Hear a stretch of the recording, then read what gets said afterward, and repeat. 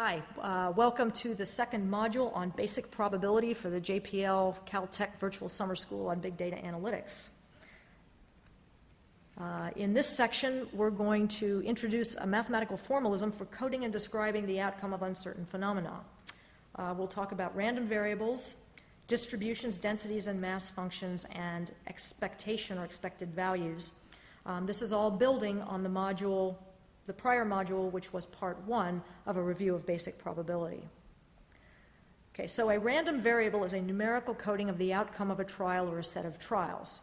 Simple example, I toss a coin and I give x the value 1 if the coin comes up heads, and I give it 0 if it comes up tails. So now instead of identifying the outcome of my trial or my observations with h's and t's, as I might have done previously, I'm now going to use 1s and 0s. Random variables can be discrete, taking on at most a countable number of values, or continuous, taking on values in a continuous range. An example of a discrete random variable might be the number of times I say hello today. An example of a continuous random variable might be the height of the next person that I meet. Now, notation is going to be really important for the rest of these lectures, so I'm going to dwell on it for an entire slide here. I have a friend who's fond of saying that if you have good notation, you can actually learn things from the notation, and I personally have experienced that, and it's quite amazing when it happens. If you stick to your notation and you see something that doesn't look right, and you've actually done the notation correctly, you might have discovered something. So we're going to let random variables or scalars, random variables be denoted by capital letters, like big X there, and ordinary variables, which are the kind of variables we learned about in algebra class in high school, take on fixed but possibly arbitrary values. We'll let those be denoted by lowercase letters. So, for example, you probably remember the formula for the equation of a line, y equals mx plus b, where we talked about x and y being the variables, and the point there was that x and y could be any numbers that obey that certain rule. They are arbitrary but fixed. Random variables, on the other hand, are variables which we think of as behaving according to a probability distribution. In other words, they're not fixed. So when we talk about the event capital X equals little x, we say that x is a realization of capital X. One of a number of possible outcomes actually occurred or was realized. We can also talk about random vectors as opposed to random variables, which I indicated would be scalars. Random vectors would be a collection of random variables representing a point that you could think of as a point in high-dimensional space, and we'll denote those by a bold text. So we can have a capital bold X, and we can also have a lowercase bold x. An example of a discrete random variable, the number of times I say hello. An example of a continuous random variable, the height of the next person I meet, and I think that probably duplicates what I had on the previous slide. Anyway, okay, so now instead of talking about probabilities and looking at Venn diagrams, it's convenient to have mathematical functions to describe these things. The behavior of a random variable, instead of my writing down expressions for p, the behavior of a random variable might be well described by something called its cumulative distribution function, which is nothing other than the probability that random variable capital X takes on a value less than or equal to little x. So that's just a function. And I call that capital F with a subscript big X, and the argument to that function is little x. The function px equals x is called the probability mass function if x is a discrete random variable, and if it's a continuous random variable, we call it a probability density function. So people tend to use PDF to represent either of these things, but I'm a bit of a stickler, so I want to be sure that we call a PDF, and a PMF, a PMF. But in both cases, they are the probability that random variable capital X in this instance takes on a value less than or equal to A, as shown. One's an integral, one is a sum.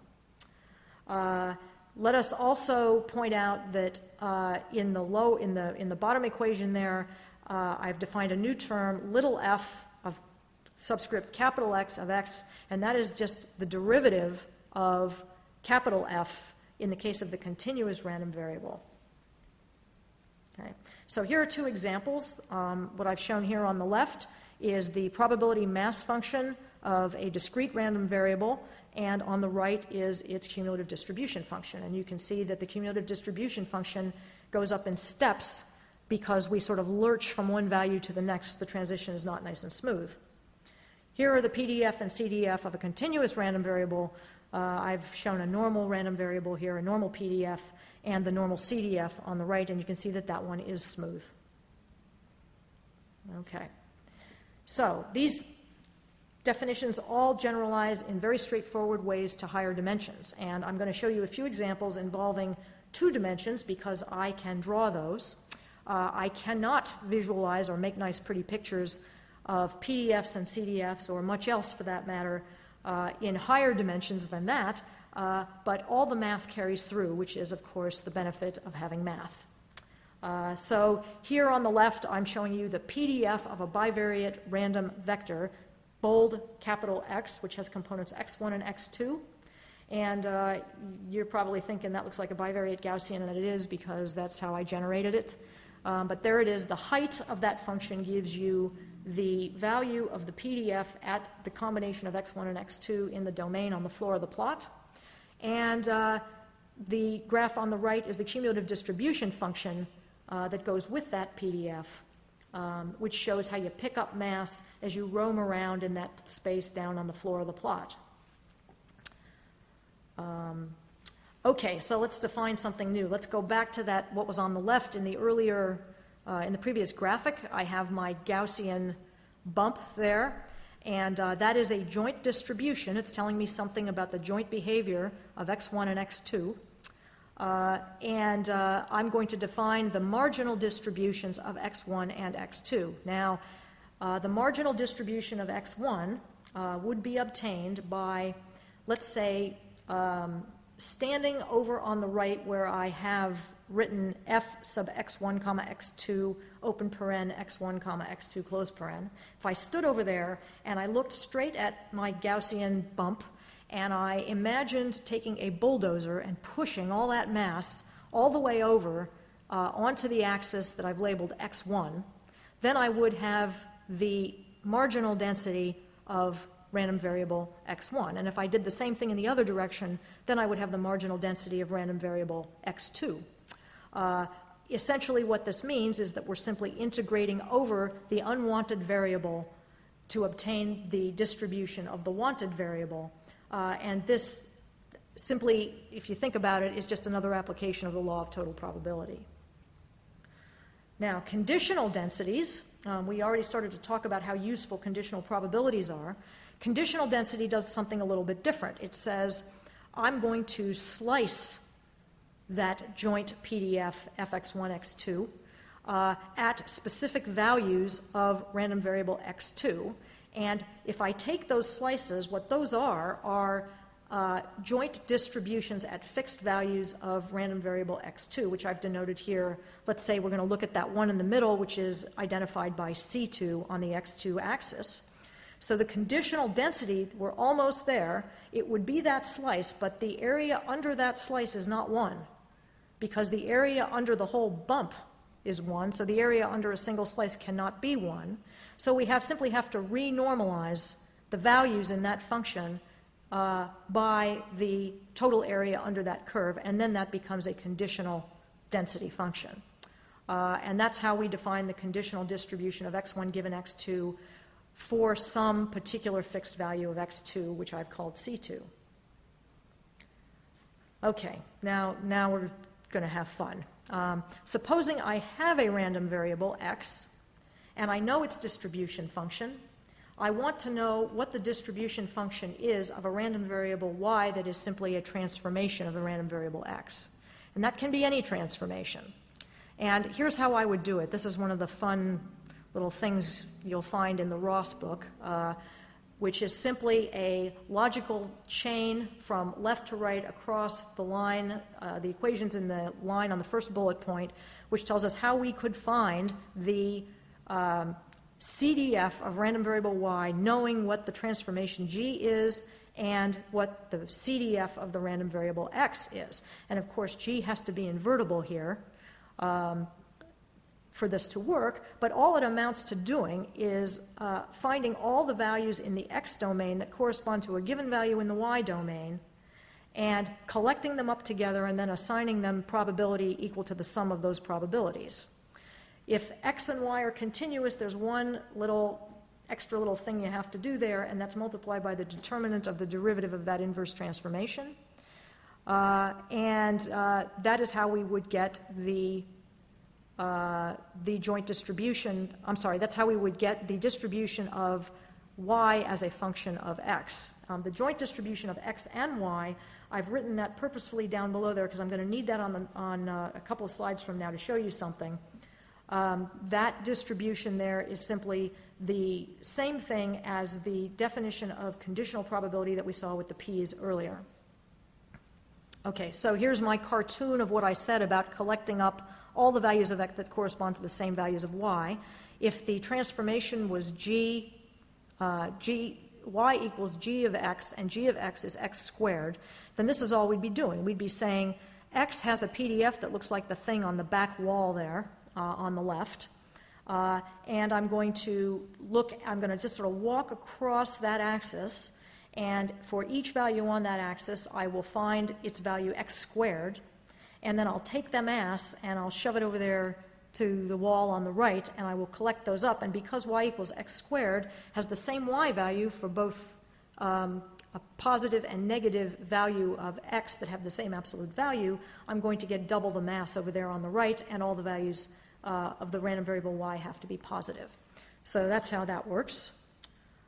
Now let's talk about random vectors. We just looked at the PDF of a function of a random variable. Everything is still true if we're talking about random vectors, and here's an illustration of what happens if your random vector is a bivariate random vector. Things are just a little bit more complicated because we might have two transformations, G1 and G2. And as before, in order for this to work, things have to be invertible and certain conditions have to be met. But the formula written down at the bottom line of the page looks very much like the formula that we saw earlier, only that thing on the right, that term J, is sometimes called the Jacobian. But it's completely analogous to the one-dimensional case.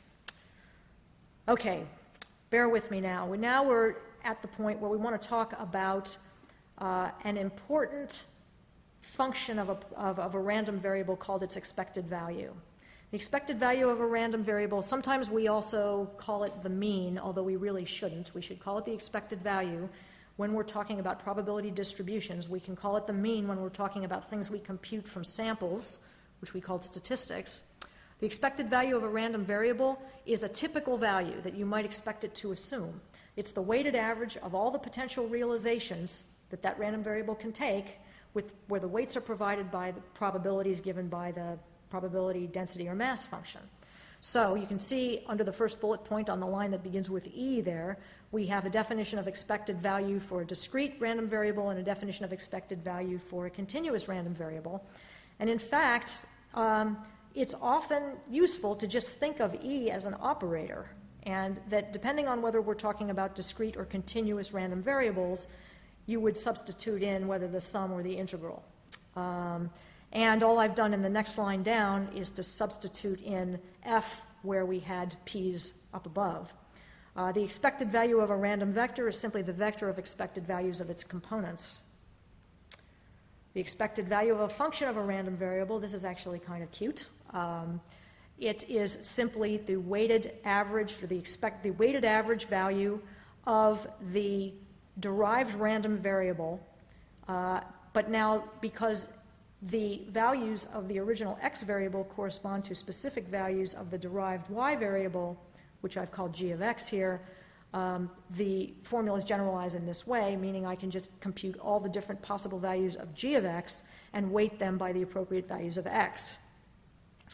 The expected deviation of x from its own expected value, which we sometimes call the mean, is called the bias of the random variable x relative to its mean, or relative to its own expected value.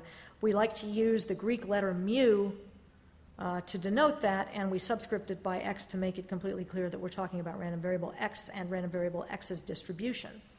The variance of a random variable is the expected squared deviation from its own mean. and there are formulas for it right there. You've probably seen all of that before. Here things will get just slightly tricky. The covariance of two random variables, you've probably seen that before too. It's like a generalization of the variance. The variance of a random vector is a matrix, which is called the variance-covariance matrix. And the variance-covariance matrix must be square and symmetric. And it simply has the variances on the diagonal and the covariances on the off-diagonal, corresponding to the different elements of X. We often use sigma squared as our shorthand for the variance and sigma xi, xj as the shorthand for a covariance. This is the tricky part. The cross covariance between two random vectors, that's a different matrix. That's not the same as a variance-covariance matrix.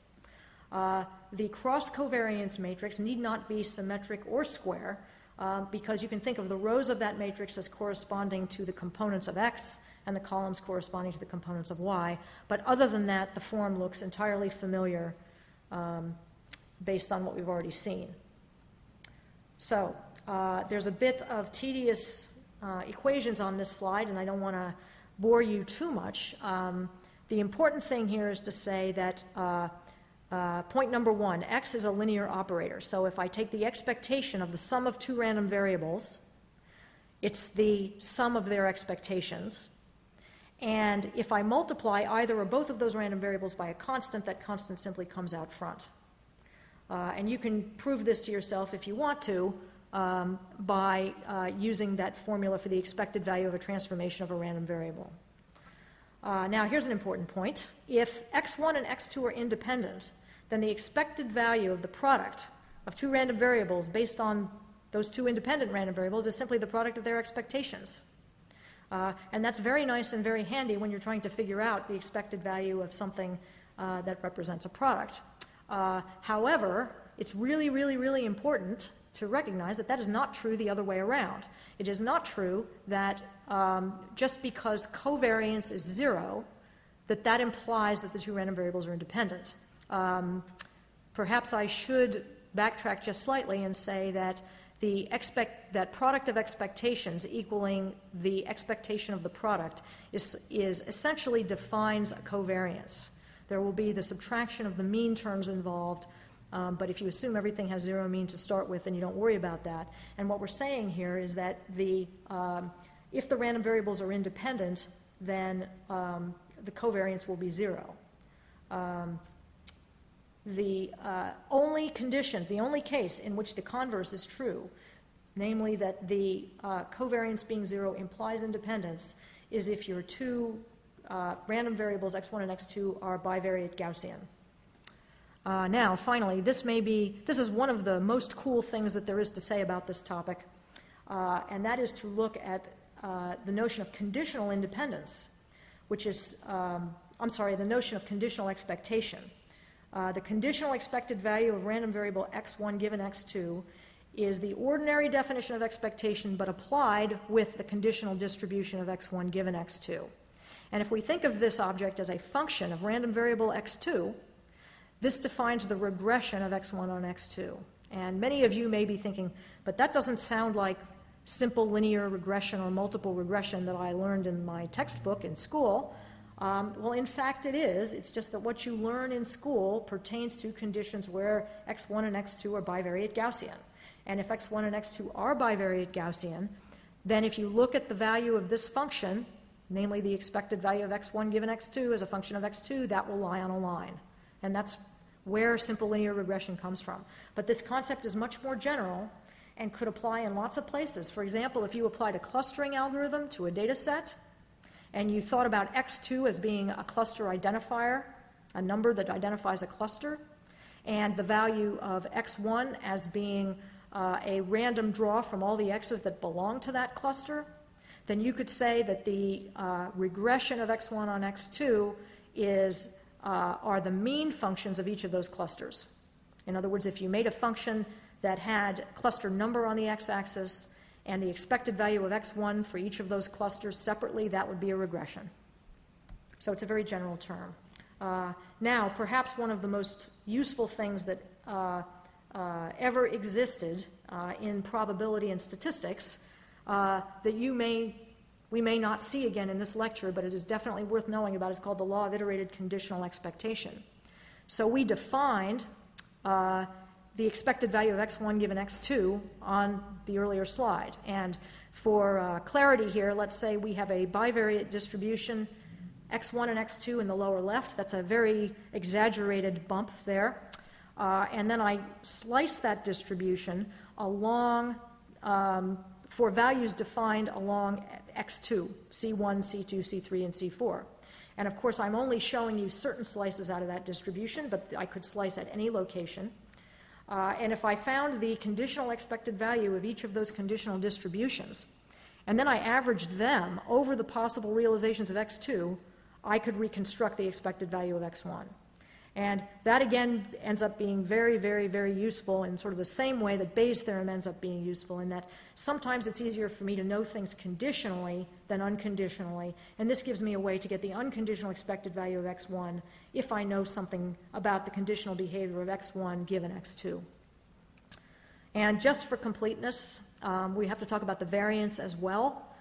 And I'm stating all these results basically for continuous random variables, but there are analogs for the discrete and vector cases as well. The variance of a linear function is not the sum of the variances. You have to account for the covariance term, and that comes about because of those Venn diagrams when we were looking at things like probability of A intersection B, and we had to worry about not double counting the intersection. That intersection ends up being sort of related to the covariances here, and that we have to worry about. So if you'll see in the first line of the first bullet, it says the variance of two random variables, just look at the thing on the left side of the plus sign and the thing on the right side of the plus sign, is not merely the sum of their two variances, but there's this covariance term on the right. And by the way, the variance of a constant times a random variable is the square of the constant times the variance of the random variable, because the variance is a squared thing. Variance of a nonlinear function, we could, in principle, go back and try to work it out the way we did with the expectations, but there's actually an easier way, because a lot of times that's far too difficult to do in the case of the variance, and we appeal to a Taylor series expansion on the function g, if we're talking about random variable y, which is a function of random variable x. And you'll see on the right side of the second bullet there, I've simply written out a first-order Taylor expansion about the expected value of x for the function g of x. And then if I apply the variance formula to the thing on the right side of the approximately equal sign, I can get this approximate relationship that does turn out to be pretty handy. And here's my point about the covariance and independence. I guess I got to it a little sooner than I meant to. Okay, so analogous to the law of iterated conditional expectations, there is a conditional variance formula, which is going to reinforce something I said a few minutes ago, which is you might think that what you could do is you could take these conditional distributions and simply average up their variances to get the variance of the random variable that you really care about, which is x1 in this case, but you can't quite do that. If that were true, we wouldn't have the first term on the right side of the equal sign. Because if you did that, you would be missing the notion of variability between different values of x2. So this also ends up being an extremely useful formula. You can read more about it in the Ross book or in a number of other places. But if you care about the variance of a random variable and you don't know what it is, but you do know something about what it is conditionally, this is a nice way to figure it out. Okay, so I wouldn't blame you if by now you were thinking, why should I care about all of this? It seems a bit off in math land. Well, the reason is because we're going to build models of unknown or uncertain populations with probability distributions, and we want to call these things, let's call these process distributions. And we make inferences about process distributions by computing statistics from samples. The statistics themselves are random variables because they were computed from a sample that was chosen randomly, and they have distributions of their own. We'll call these sampling distributions. The discipline of statistics is largely concerned with understanding the relationship between a process distribution parameter and the sampling distribution of a statistic that is designed to estimate it. So that's where we're headed next. Here's, I think it's the same two references that I gave you earlier, so I won't repeat that. But now we will move on to two modules on basic concepts of inference.